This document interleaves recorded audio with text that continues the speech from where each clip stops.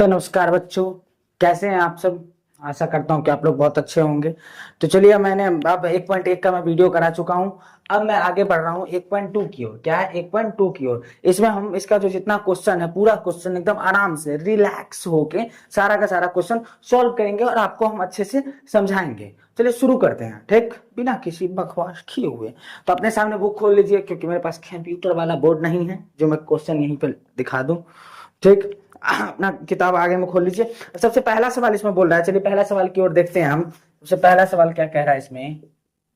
सबसे पहला सवाल इसमें कह रहा है कि नीचे दिए गए कथन सत्य हैं या असत्य हैं, कारण के साथ उत्तर दीजिए। मतलब अगर सत्य होगा तो क्या कारण है, और सत्य होगा तो क्या कारण है, उसके साथ हमें क्या करना है, इसका उत्तर देना है। तो चलिए पहला का पहला सवाल, पहला का जो पहला सवाल है इसमें कहा क्या रहा है, बोल रहा है, अपने सामने बुक रख लीजिएगा फिर देखिएगा, या नहीं तो मैं यहाँ पे स्क्रीन पे रख दूंगा बुक का। ठीक, इसमें बोल रहा है क्या कि प्रत्येक अपरिमेय संख्या एक वास्तविक संख्या होती है।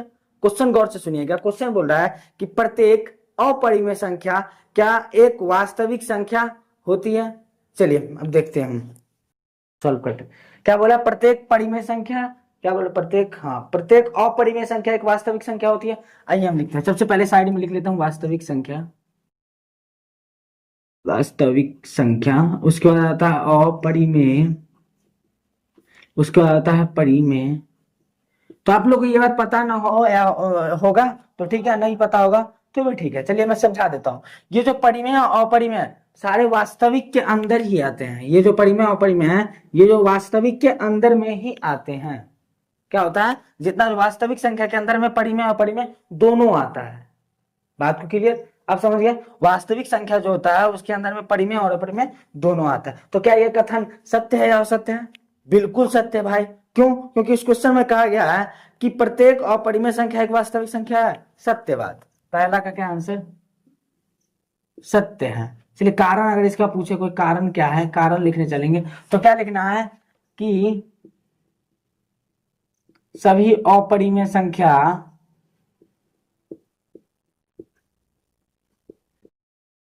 वास्तविक वास्तविक संख्या होती है। चलिए पहला सवाल क्लियर। पहला सवाल क्या था? सत्य था। कारण क्या हो गया कि सभी अपरिमेय संख्या क्या होता है, वास्तविक संख्या होता है। एक चीज आपने यहाँ सीखे होंगे, वास्तविक संख्या के अंदर में परिमेय और अपरिमेय दोनों आ जाता है। तो दूसरा क्वेश्चन इसमें बोल रहा है कि संख्या रेखा का प्रत्येक बिंदु, संख्या रेखा का प्रत्येक बिंदु रूट एम के रूप का होता है, जहां एम एक क्या है, प्राकृतिक संख्या। कहा? जहां एम एक क्या है, प्राकृतिक संख्या। बोला संख्या रेखा का प्रत्येक बिंदु रूट एम के रूप में होता है। संख्या रेखा का प्रत्येक बिंदु क्या रूट एम के रूप में होता है। और एम क्या है? एम क्या है?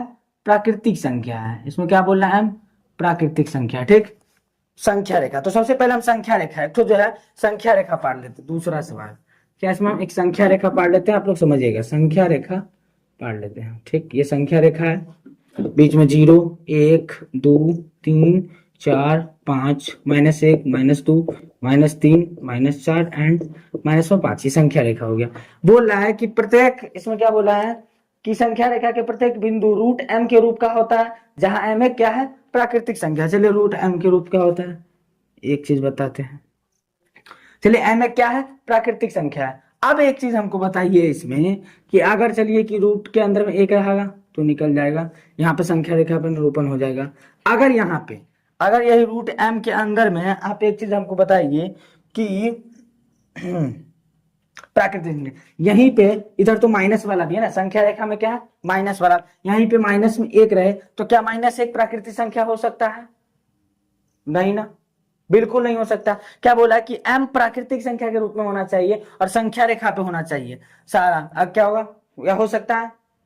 नहीं ना हो सकता है। क्या बोला है कि जहां m एक प्राकृतिक संख्या है, बिल्कुल नहीं हो सकता। कोई दिक्कत? यहाँ पे क्या बोला, -1 हो जाएगा यहाँ पे। तो क्या ये कहना इसका सत्य है? नहीं। सारे रूट m जो है वो प्राकृतिक संख्या के रूप में थोड़ी हो सकता है, नहीं ना हो सकता है। क्या ये दूसरा सवाल क्या हो जाएगा, असत्य। आई थिंक इसको चेक करना पड़ेगा। दूसरा सवाल क्या हो जाएगा, असत्य। इसका कारण है, एक मिनट वेट। एक मिनट वेट गाइस, मुझे लगता है कि मैं गलत हो गया हूँ। Wait wait wait wait wait, video काटना पड़ता है, काट देंगे चलेगा।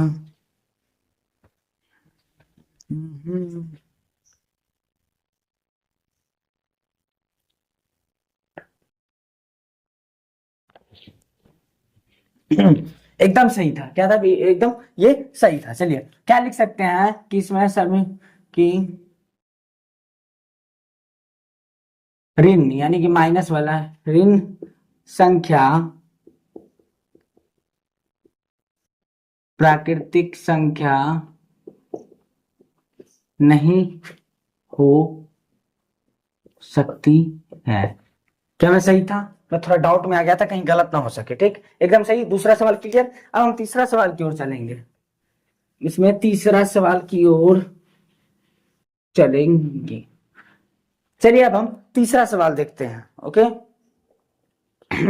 तीसरा सवाल बोला कि प्रत्येक वास्तविक संख्या एक अपरिमेय संख्या होती है। बोला प्रत्येक वास्तविक संख्या क्या एक अपरिमेय संख्या होती है, ये बात। अब एक बात दिमाग लगाइए, तीसरा सवाल में देखते हैं हम, क्या प्रत्येक वास्तविक संख्या जो है अपरिमेय संख्या होती है? कैसे हो सकता है भाई? वास्तविक संख्या के अंदर में परिमेय अपरिमेय दोनों आता है, आता है या नहीं आता है? तो प्रत्येक वास्तविक संख्या अपरिमेय का संख्या कैसे हो सकती है? और वास्तविक संख्या तो परिमेय भी हो सकती है ना, हो सकता है नहीं हो सकता? क्लियर, आप दिमाग दिमाग रह जाएगी कि वास्तविक संख्या के अंदर में परिमेय और अपरिमेय दोनों आता है, आता है या नहीं आता? बिल्कुल आता है। तो इसमें क्वेश्चन में कहा क्या गया है कि प्रत्येक वास्तविक संख्या एक अपरिमेय संख्या हो सकती है। सारा वास्तविक संख्या अपरिमेय संख्या हो जाएगा तो परिमेय क्या होगा? क्या ये बात सत्य है? नहीं, बिल्कुल क्या है? असत्य है, ये असत्य है। चलिए इसका कारण लिखेंगे। इसका कारण लिख सकते हैं कि ऐसे लिखते दो परिमेय संख्या, क्या है? दो परिमेय संख्या है। ये सवाल, पहला सवाल, पहला का एक दो तीन तीनों क्लियर हो गया, कोई दिक्कत इसमें नहीं दिक्कत। चलिए अब दूसरा सवाल की ओर चलते हैं। इसमें जो दूसरा सवाल दिया हुआ है, पहला का तीन सवाल क्लियर हो गया, अब दूसरा सवाल की ओर चलते हैं। धोखा देख के तू बदल जाइबू के छोड़ी किंतु चल जाइबू। चलिए दूसरा सवाल देख रहे हैं। दूसरा सवाल क्या बोल रहा है इसमें कि क्या सभी धनात्मक पूर्णांक के वर्गमूल, क्या बोल रहा है, क्या सभी धनात्मक पूर्णांक के वर्गमूल अपरिमेय होते हैं? क्या बोला? वर्गमूल, क्या सभी धनात्मक पूर्णांक के वर्गमूल अपरिमेय होते हैं? यदि नहीं तो एक ऐसी संख्या के वर्गमूल का उदाहरण दीजिए जो एक परिमेय संख्या है। तो सबसे पहले हमको क्वेश्चन क्या सोल्व करना है कि सभी धनात्मक पूर्णांकों के वर्गमूल अपरिमेय होते हैं, ये हम चेक करें। सबसे पहला बनाते हैं ये। दूसरा, एक चीज हमको बताइए, सभी धनात्मक पूर्णांक के वर्गमूल, पहले हम रूट के अंदर लिख लेते हैं। ठीक, सभी धनात्मक पूर्णांक के वर्गमूल। तो एक चीज बताइए, क्या बोला है कि अपरिमेय होते हैं?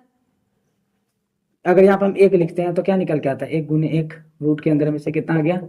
एक आ गया। आ गया नहीं आ गया? अगर यहीं पे √2 लिखते हैं तो ये √2 ही रह जाएगा। अगर √3 लिखते हैं √3 ही रह जाएगा। यहीं पे √4 लिख लेते, कितना निकल के आ जाएगा? 2 निकल के आ जाएगा। तो क्या सभी जो धनात्मक पूर्णांक के वर्गमूल होते हैं वो हमेशा अपरिमेय होगा? होगा नहीं ना होगा। तो ये कहना क्या है इसका? असत्य है। क्या है इसका कहना? असत्य है। तो आधा क्वेश्चन को मैं सॉल्व कर लिया हूं। उस क्वेश्चन क्या था कि क्या सभी धनात्मक पूर्णांक के वर्गमूल अपरिमेय होते हैं? यहाँ पर लिखना है नहीं। उसके आगे बोल रहा है अगर यदि नहीं तो एक ऐसे संख्या का वर्गमूल का उदाहरण दीजिए जो एक अपरिमेय है। तो क्या लिख सकते हो आप कारण में? √4 एक क्या है? परिमेय संख्या है। क्लियर बात? √4 क्या है? एक परिमेय संख्या है। यहां तक किसी को डाउट? नो डाउट, कोई डाउट नहीं है। चलिए एकदम बढ़िया। हो गया कि नहीं हो गया? दूसरा सवाल आसानी से क्लियर हो गया। चलिए हम तीसरा सवाल की ओर चलते हैं।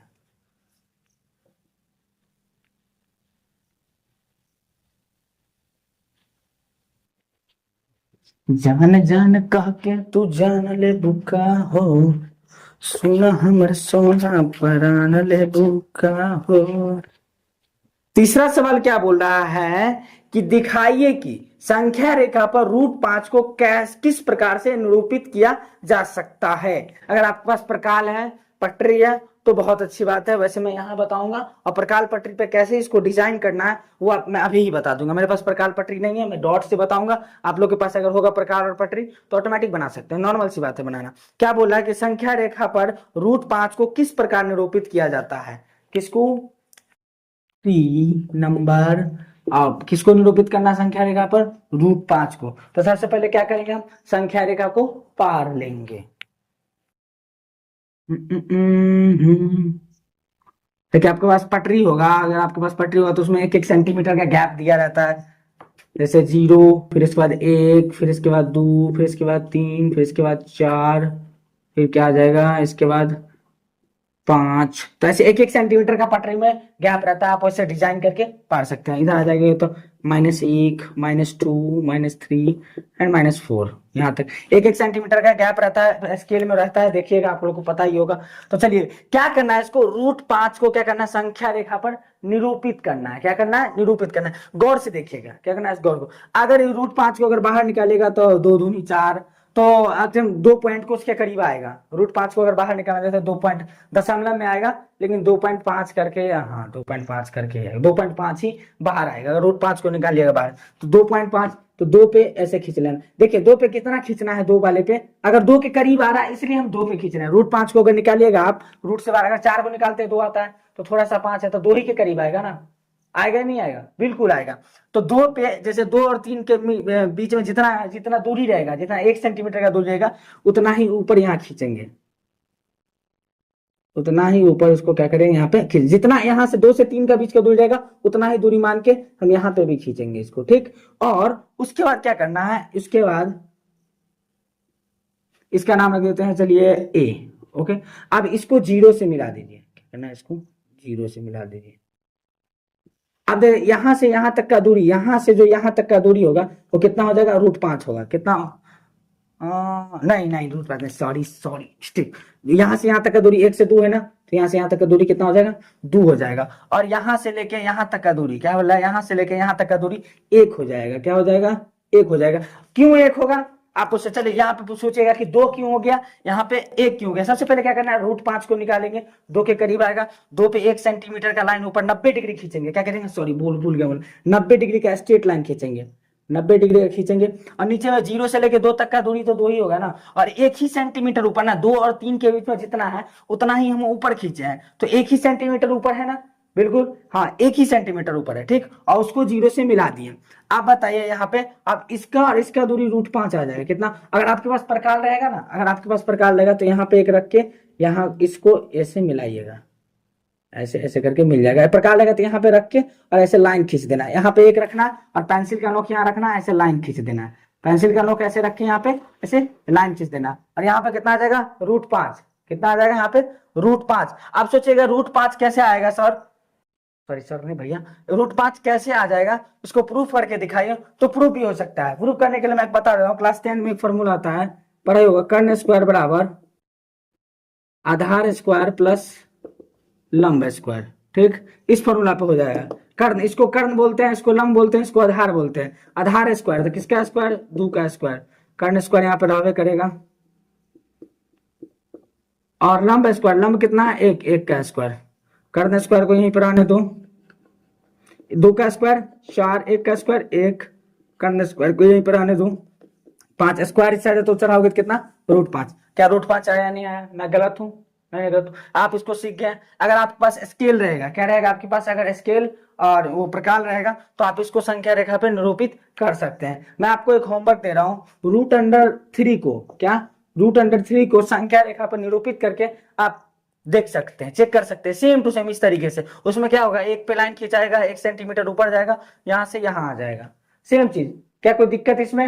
नहीं ना कोई दिक्कत। तो चलिए इसको हम पूरा खत्म कर देते हैं। इसका चौथा सवाल हो, बताने लायक नहीं है, लंबा है, बकवास सवाल है वैसे भी। चलो इसको देख लेते हैं। तीसरा सवाल को क्या करते हैं, तीसरा तक खत्म हो गया। 1.2 आपका पूरा क्लियर हो गया है। क्या 1.2 पूरा क्लियर हो गया? अगर ये जो समझाए होंगे अगर समझ में आया होगा तो लाइक करना है, और अपने दोस्तों में क्या कर देना है, इसको शेयर कर देना है। ओके।